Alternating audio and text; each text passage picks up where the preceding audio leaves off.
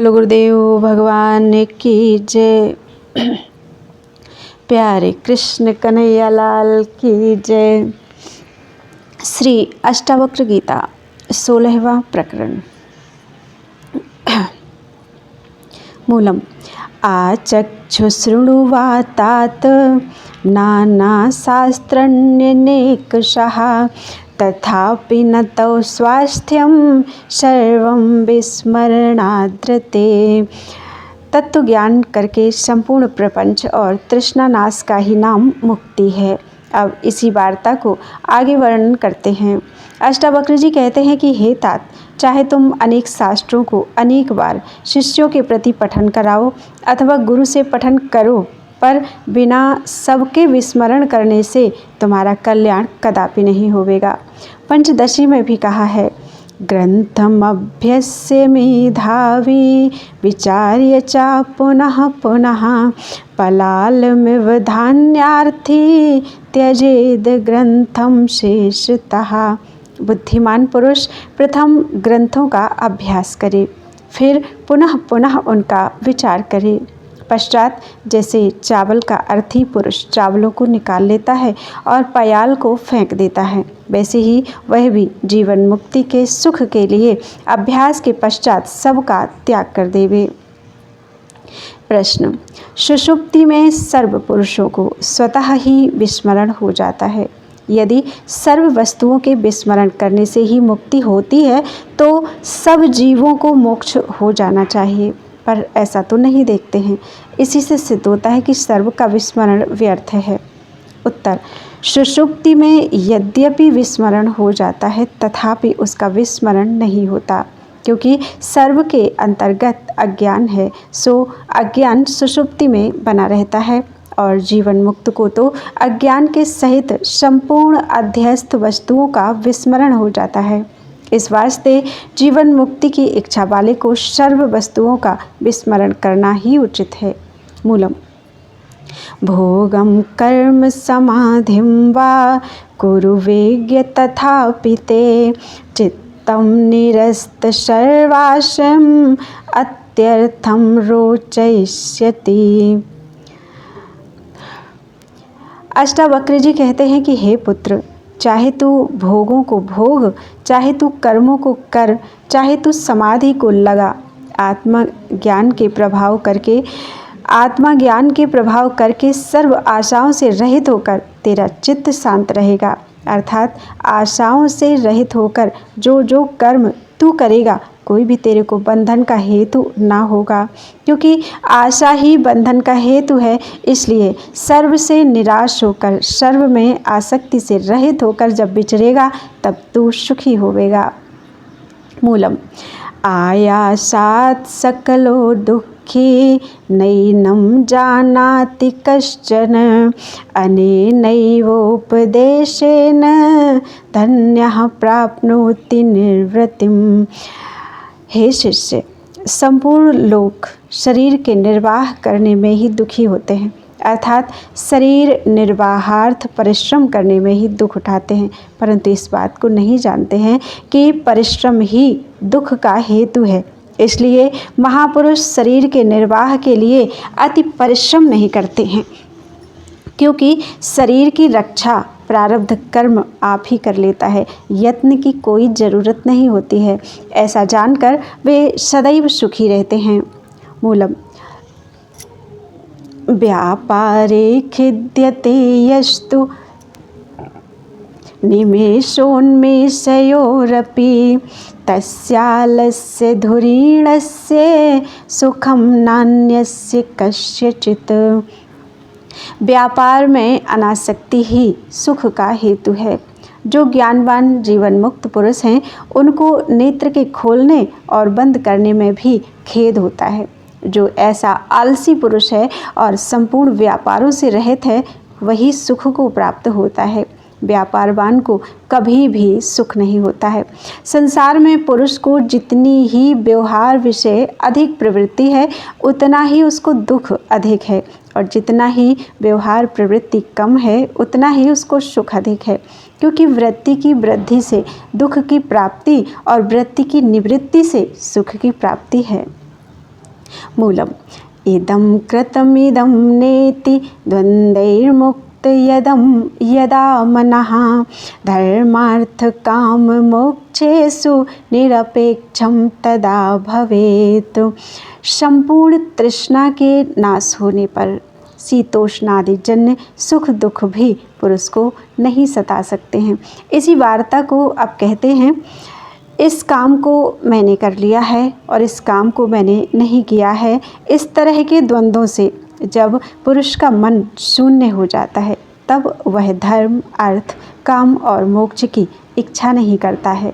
ऐसा जो संपूर्ण द्वंद्वों से और सब इच्छाओं से रहित पुरुष है वही जीवन मुक्ति के सुख को प्राप्त होता है।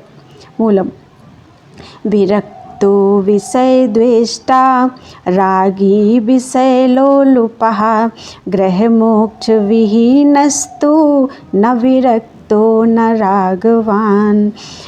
अब इस वार्ता को कहते हैं कि सकामी पुरुष से निष्काम पुरुष विलक्षण है। मुमुक्षु होकर जो स्त्री पुत्रादिक विषयों में द्वेष करता है अर्थात द्वेष दृष्टि करके उनको अंगीकार नहीं करता है किंतु त्याग देता है, उसका नाम विरक्त है।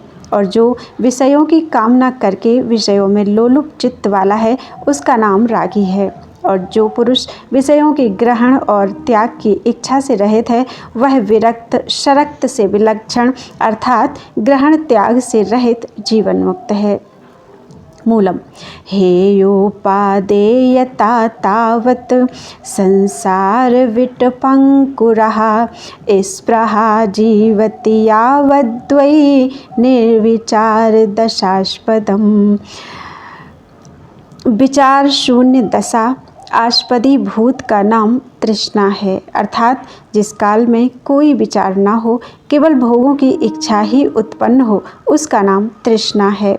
अतः जो तृष्णालु पुरुष है वह जब तक जीता है ग्रहण त्याग करता ही रहता है। संसार रूपी वृक्ष का अंकुर उत्पन्न करने वाली तृष्णा ही है, सो तृष्णा जीवन मुक्तों में नहीं रहती है। यदि प्रारब्ध कर्म के वश से जीवन मुक्त में ग्रहण त्याग का व्यवहार होता भी रहे तो भी उसकी कोई हानि नहीं है। मूलम प्रवृत्तौ जायते रागो निवृत्तौ द्वेष एव हि निर्द्वन्द्वो बालबुद्धिमान् एवमेव व्यवस्थितः। विषयों में जब राग पूर्वक प्रवृत्ति होती है तब पूर्व से उत्तरोत्तर विषयों में राग ही उत्पन्न होता है, और जब विषयों में द्वेष पूर्वक निवृत्ति होती है तब पूर्व से उत्तरोत्तर विषयों में द्वेष दृष्टि ही उत्पन्न होती है। इसी में एक दृष्टांत कहते हैं, एक राजा दूसरे देश को गया, उसको वहाँ पर कई एक वर्ष बीत गए। पीछे उसकी रानी अति कामातुर होकर अपने मकान पर से इधर उधर ताकती थी।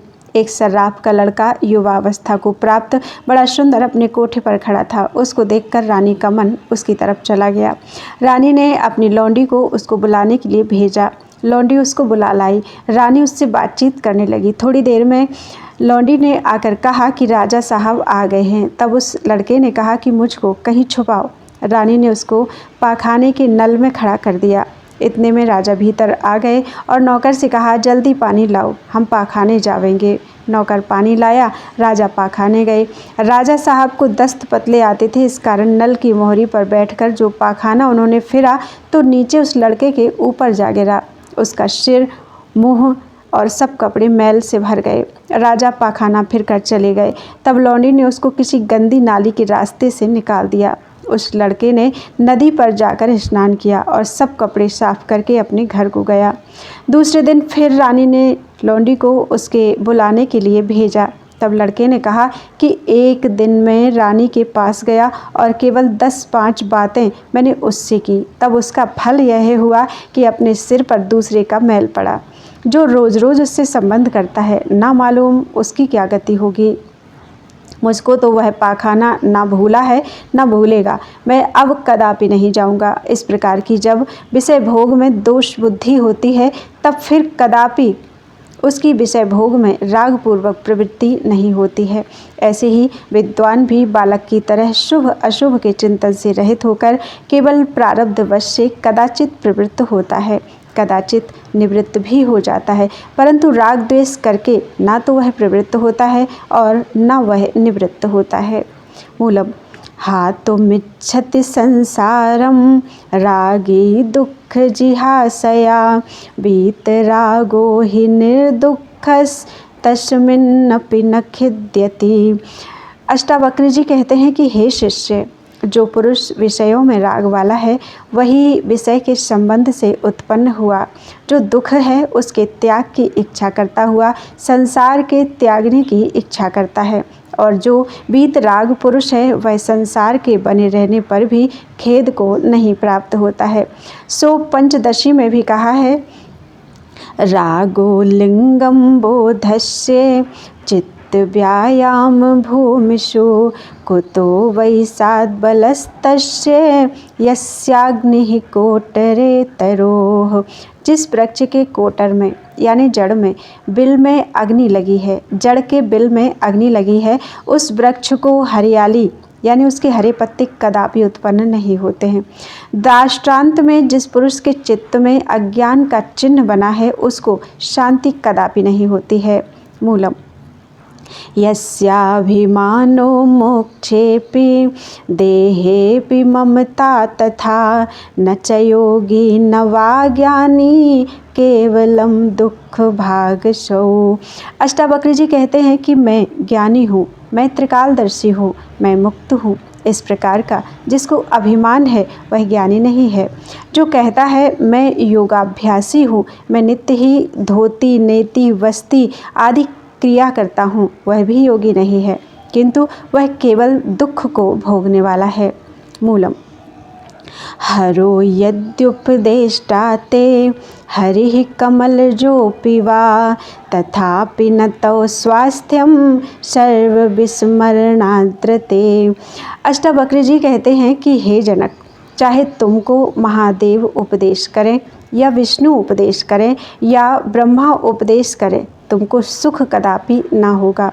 जब विषयों का त्याग करोगे तभी शांति और आनंद को प्राप्त होगी। आत्म तत्व के उपदेश के पहले विषयों का त्याग बहुत जरूरी है। इति श्री अष्टावक्र गीतायां षोडशकं प्रकरणं संपूर्णम। बोलो वृंदावन बिहारी लाल की जय। 17वां प्रकरण। मूलम तेन ज्ञान फलं प्राप्तं योगाभ्यास फलं तथा तृप्तः स्वेच्छेन्द्रियो नित्यं एकाकीर्मते तु यः। अब 20 श्लोकों करके 17वें प्रकरण का प्रारंभ करते हैं। रहित पुरुषों की प्रवृत्ति ब्रह्म विद्या में कराने के लिए और आत्मज्ञान का फल दिखाने के वास्ते गुरु प्रथम ज्ञान की दशा को दिखाते हैं। उसी पुरुष को आत्मज्ञान का फल प्राप्त हुआ है और उसी पुरुष को योगाभ्यास का भी फल प्राप्त हुआ है, जिसने विषय भोगों से रहित होकर अपने आप में ही तृप्ति पाई है। वही स्वच्छ इंद्रियों वाला है, अर्थात उसकी इंद्रियों में विषय भोग की कामना रंचक मात्र नहीं है, जो नित्य अकेला विचरता है और अपने आप स्थित है। दत्तात्रेय जी ने भी कहा है, वासो बहूनां कलहो भवेद् वार्ता द्वयोरपि एकाकी विचरेद् विद्वान् कुमार्या इव कंकणः। दत्तात्रेय जी एक ब्राह्मण के घर भिक्षा मांगने गए। घर में एक कुमारी कन्या थी और कोई ना था। उस कन्या ने कहा, महाराज आप ठहरें, मैं धान कूट और चावल निकाल कर आपको देती हूँ। जब वह कन्या धान कूटने लगी तब उसके हाथों में जो कांच की चूड़ियाँ थीं वे छन छन शब्द करने लगीं। उनके शब्द होने से कन्या को बड़ी लज्जा आई। उसने एक एक करके उन चूड़ियों को उतार दिया। जब एक ही चूड़ी बाकी रह गई तब शब्द होना बंद हो गया। तब दत्तात्रेय जी ने विचार करके कहा कि जहाँ बहुत से पुरुषों का एकत्र रहना होता है वहाँ लड़ाई झगड़ा जरूर होता है, और जहाँ 2 पुरुष इकट्ठे रहते हैं वहाँ पर गपशप होती है। श्रवण मननादिक नहीं होते हैं। इस वास्ते विद्वान को चाहिए कि कुमारी कन्या के कंकण की तरह अकेला होकर संसार में विचरे। जब जिस विद्वान को जीवन मुक्ति के सुख की लेने की इच्छा होती है वह अकेला ही रहता है। इसी वास्ते सन्यासी को बहुत पुरुषों के मध्य में रहना और बहुतों को संग रखना भी मना किया है। दक्ष स्मृति है त्रैग्रामः समाख्यात ऊर्ध्वं तु नगरायते नगरं हि न कर्तव्यं ग्रामो वा मैथुनं तथा एतत्त्रयं तु कुर्वाणः स्वधर्माच्यवते यतिः राजवार्तादितेषां तु भिक्षावार्ता परस्परम। जहाँ पर 3 भिक्षु मिलकर के रहें उसका नाम ग्राम है, जहाँ पर 3 से अधिक रहें उसका नाम नगर है। इस वास्ते भिक्षु विद्वान नगर और ग्राम को ना बनावें और न दूसरे के साथ रहें, किंतु अकेले ही विचरा करें। जो भिक्षु ग्राम, नगर या मिथुन को करता है अर्थात 2, 3 और अधिकों के साथ रहता है वह अपने धर्म से प्रच्युत हो जाता है। सत्कार मान पूजार्थम दंडकासाय धारणः सन्न्यासी न वक्तव्यः सन्न्यासी ज्ञान तत्परः। सत्कार, मान और पूजा के अर्थ जो भिक्षु दंड और कासाय वस्त्रों को धारण करता है वह सन्यासी नहीं है। जो आत्मज्ञान परायण होकर अकेला वासना रहित होकर ही रहता है वह शांति को प्राप्त होता है, दूसरा नहीं। मूलम न कदाचित् जगत्यस्मित् तत्त्वज्ञो हन्त खिद्यति यत एकेन तेनेदं पूर्णं ब्रह्मांड मंडलम। हे शिष्य, इस संसार मंडल में तत्वविद ज्ञानी कभी भी खेद को प्राप्त नहीं होता है, क्योंकि वह जानता है कि मुझ एक करके ही यह सारा जगत व्याप्त हो रहा है। खेद दूसरे से होता है, सो दूसरा उसकी दृष्टि में है नहीं। मूलम न जातु विषयाः केऽपि स्वारामं हर्षयन्त्यमी सल्लकी पल्लव प्रीतमिवेव भवन सल्लकी पल्लव प्रीत मिवे भन्निम्ब पल्लवाः। हे शिष्य, जो पुरुष अपने आत्मा में ही रमण करे उसका नाम आत्माराम है। वह आत्माराम कदापि विषयों की प्राप्ति होने से और उनके भोगने से हर्ष को नहीं प्राप्त होता है, क्योंकि वह विषयों को तुच्छ जानता है, अर्थात विषय जन्य सुख को वह मिथ्या जानता है और विषय भोग भी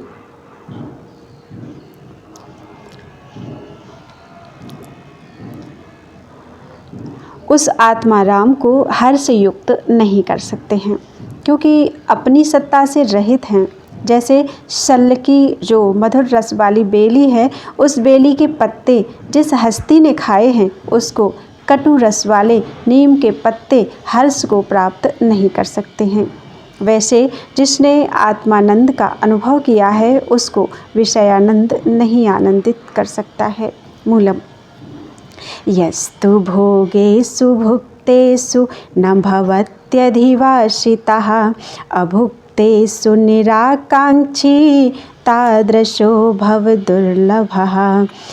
अष्टावक्र जी कहते हैं कि हे जनक, जिस पुरुष की भोगे हुए भोगों में आसक्ति नहीं है और जो नहीं भोगे हुए भोग हैं उनमें उसकी आकांक्षा भी नहीं है, परंतु जो अपने आत्मा में ही तृप्त है, वैसा पुरुष संसार सागर विषय करोड़ों में एक ही है अथवा एक भी दुर्लभ है। मूलम बुभुक्षुरिः संसारे मुमुक्षुरपि दृश्यते भोगो मोक्ष निराकांक्षी बिरलो हि महाशयः। इस संसार में मुमुक्षु अनेक प्रकार के दिखाई पड़ते हैं, परंतु जो भोग और मोक्ष दोनों की आकांक्षा से रहित हो और महान परिपूर्ण ब्रह्म विषय शुद्ध अंतःकरण से स्थित हो, सो दुर्लभ है। गीता में भी भगवान ने कहा है, मनुष्याणां सहस्रेषु कश्चिद्यतति सिद्धये यततामपि सिद्धानां कश्चिन्मां वेत्ति तत्त्वतः। हजारों मनुष्यों में से कोई एक मनुष्य अंतःकरण की शुद्धि के लिए यत्न करता है, फिर उनमें से भी कोई एक विरला पुरुष आत्मा को यथार्थ जानता है। मूलम धर्मार्थ काम मोक्षेषु जीविते मरणे तथा कस्याप्युदार चित्तस्य हेयोपादेयता नहीं। हे शिष्य, ऐसा पुरुष संसार विषय दुर्लभ है जो धर्म, अर्थ, काम और मोक्ष और जीने मरने में उदासीन हो, अर्थात उसको सुखाकार दुखाकार वृत्ति न व्यापे, अपने अद्वैत आत्मा में शांत होकर स्थित रहे। सुख दुख सापेक्षिक हैं, जिसको सुख होता है उसी को दुख भी होता है, जिसको दुख होता है उसी को सुख भी होता है। हे प्रिय, तुम इन दोनों से रहित होकर विचरो। मूलम वाञ्छा न विश्वविलयेना द्वेषस्तस्य च स्थितौ यथा जीविकया तस्माद्धन्य आस्ते यथा सुखम। अष्टावक्र जी कहते हैं कि हे पुत्र, विश्व के लय होने की इच्छा जिस विद्वान को नहीं है और विश्व के स्थिर रहने में जिसको द्वेष नहीं है, अर्थात प्रपंच रहे अथवा नष्ट हो जाए, और जो अपने को विश्व का साक्षी अधिष्ठान समझकर स्थित है, वही विद्वान कृतकृत्य है, धन्य है, पूजने योग्य है। मूलम कृतार्थो नेन ज्ञानेत्येवं गलितधीः कृति। कृतार्थो नेन ज्ञानेत्येवं गलितधीः कृति।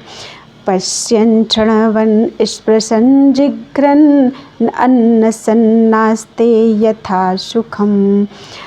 मैं अद्वैत आत्मज्ञान द्वारा कृतार्थ हुआ हूँ, ऐसी बुद्धि भी जिस विद्वान की उत्पन्न नहीं होती है, और आहार आदिकों को करता हुआ भी जो शरीर सुख को उल्लंघन करके स्थित होता है, और बाह्य इंद्रियों के व्यापारों के होने पर भी अज्ञानी मूर्खों की तरह खेद नहीं करता है, और जो खड़ा हुआ, बैठा हुआ, चलता हुआ भी समाहित चित्त वाला है, वही धन्य है, वही ब्रह्म रूप है।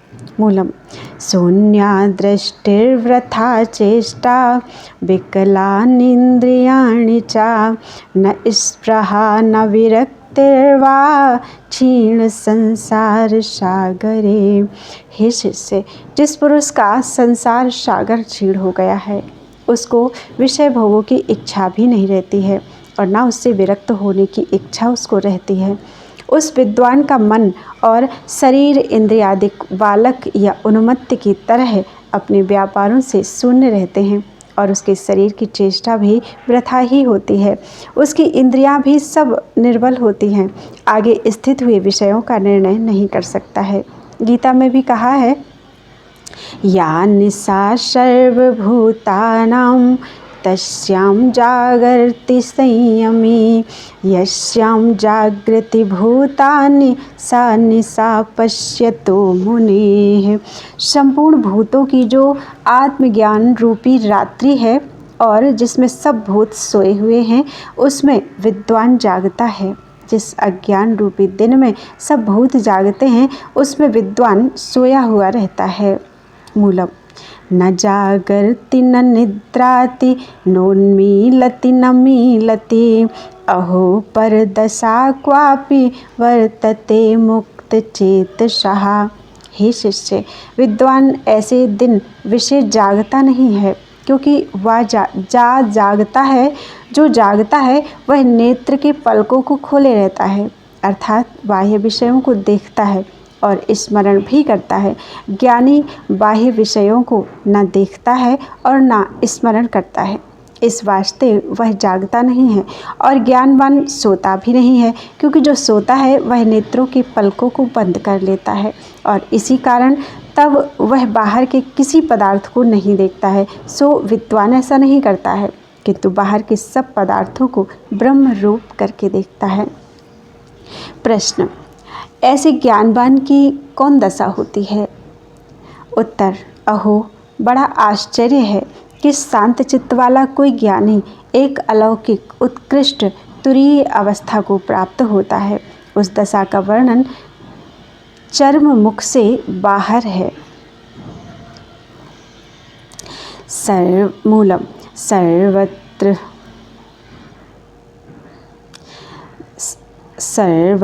दृश्यते स्वस्थः सर्वत्र विमलाशयः समस्तवासनां मुक्तो मुक्तः सर्वत्र राजते। अब ज्ञानवान की अलौकिक दशा को दिखलाते हैं। हे शिष्य, विद्वान जीवन मुक्त सर्वत्र सुख दुख में स्वस्थ चित्त रहता है। अज्ञानी सुख में हर्ष को और दुख में शोक को प्राप्त होता है। ज्ञानवान सुख दुख और हर्ष शोक को बराबर जानकर अपने आत्मानंद में मगन रहता है। अज्ञानी मित्र से राग और शत्रु से द्वेष करता है। ज्ञानवान शत्रु और मित्र में समदृष्टि वाला रहता है। विद्वान संपूर्ण विषय वासनाओं से रहित होकर जीवन मुक्त होता हुआ संपूर्ण अवस्थाओं में एक रज्जु का त्यों प्रकाशमान रहता है। मूलम पश्यन् शृण्वन् स्पृशन् जिघ्रन् नश्नन् ग्रहणन् वदन् व्रजन् ईहिता निहितैर्मुक्त मुक्त एव महाशयः। सर्वत्र देखता हुआ, सुनता हुआ, स्पर्श करता हुआ, सूंघता हुआ, खाता हुआ, ग्रहण करता हुआ, बोलता हुआ और चलता हुआ भी इच्छा द्वेष से रहित ही होता है, क्योंकि उसका चित्त महान ब्रह्म विषय स्थित है और इसी से वह जीवन मुक्त है। मूलम न निंदति न च स्तौति न हृष्यति न कुप्यति न ददाति न गृह्णाति मुक्तः सर्वत्र नीरसः। अब जीवन मुक्त के लक्षण को दिखाते हैं। जो जीवन मुक्त है वह ना किसी की निंदा करता है और ना स्तुति करता है और ना हर्ष करता है और ना कभी कोप को प्राप्त होता है।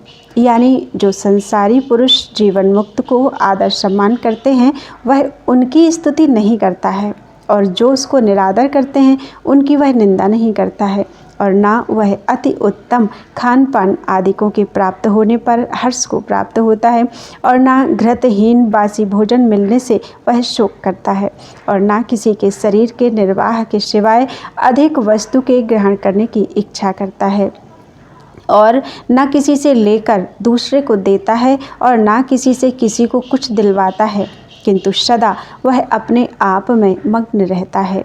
प्रश्न, संसार में तो लोग नग्न रहने वाले को जीवन मुक्त कहते हैं और कोई कोई भिक्षा मांगकर खाने वाले को जीवन मुक्त कहते हैं।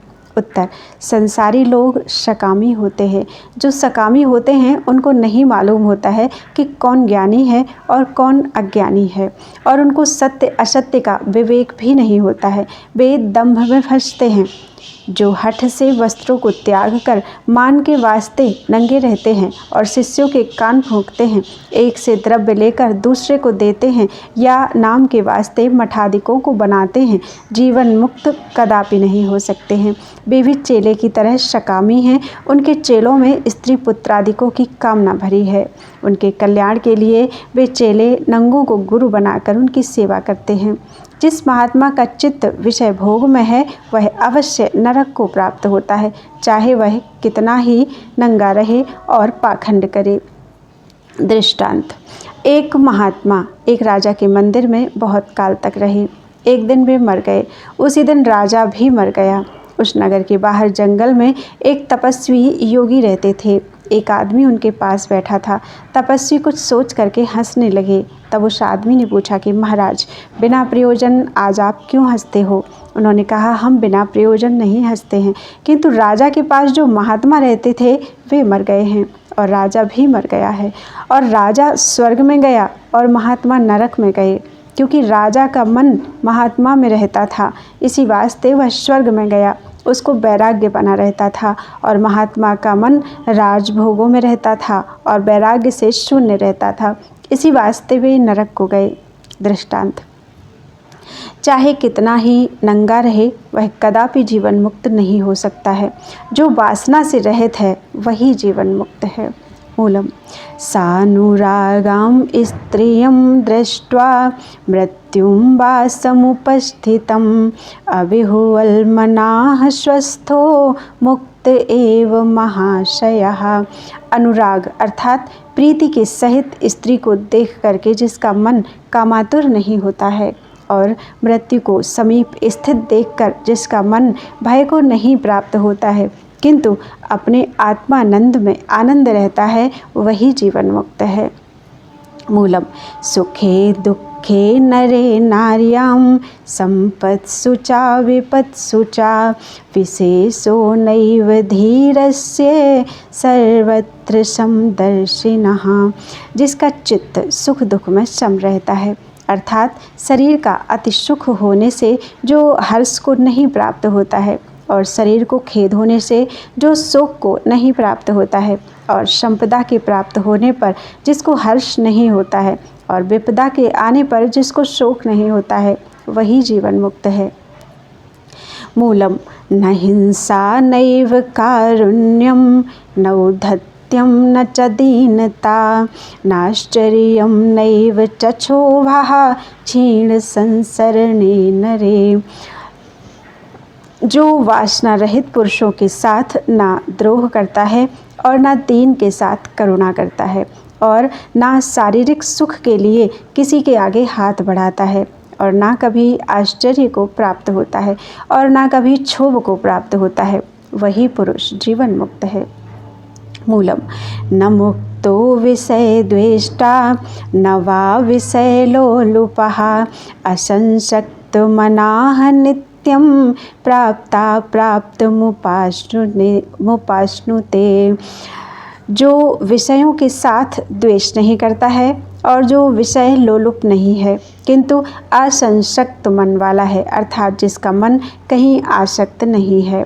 प्रारब्धवश से जो प्राप्त होता है उसको भोगता है, जो नहीं प्राप्त होता उसकी इच्छा नहीं करता है, वही जीवन मुक्त कहा जाता है।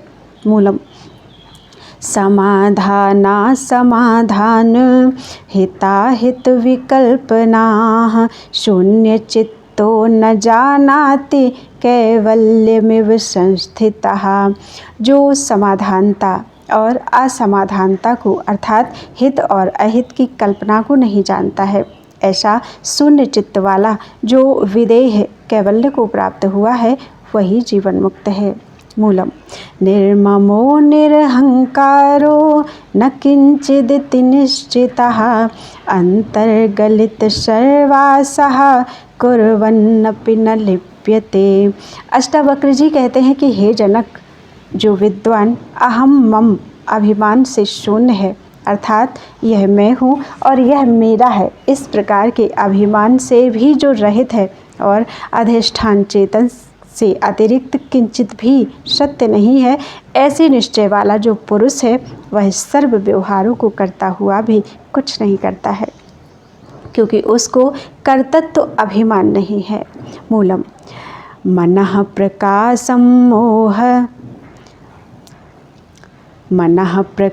सम्मोह स्वप्न जाड्य विवर्जितः दशां कामपि संप्राप्तो भवेत् गलित मानसः। हे शिष्य, गलित हो गई है अंतःकरण की वृत्ति जिसकी, अर्थात जिस विद्वान के मन के संकल्प विकल्पादिक नहीं फुरते हैं और दूर हो गया है स्त्री पुत्रादिकों से मोह जिसका, अंतरात्मा की तरफ है चित्त का प्रवाह जिसका, और जो जड़ता से रहित है अपने आत्मानंद में सदैव ही स्थित है, वही जीवन मुक्त कहलाता है। इति श्री अष्टावक्र गीतायां सप्तदशकं प्रकरणं समाप्तम। 17वां प्रकरण पूर्ण हुआ। बोलो वृंदावन बिहारी लाल की जय। त्वदीयं वस्तु गोविंद तुभ्यमेव समर्पये। तेन त्वदङ्घ्रिकमले रतिं मे यच्छ शाश्वतीम्।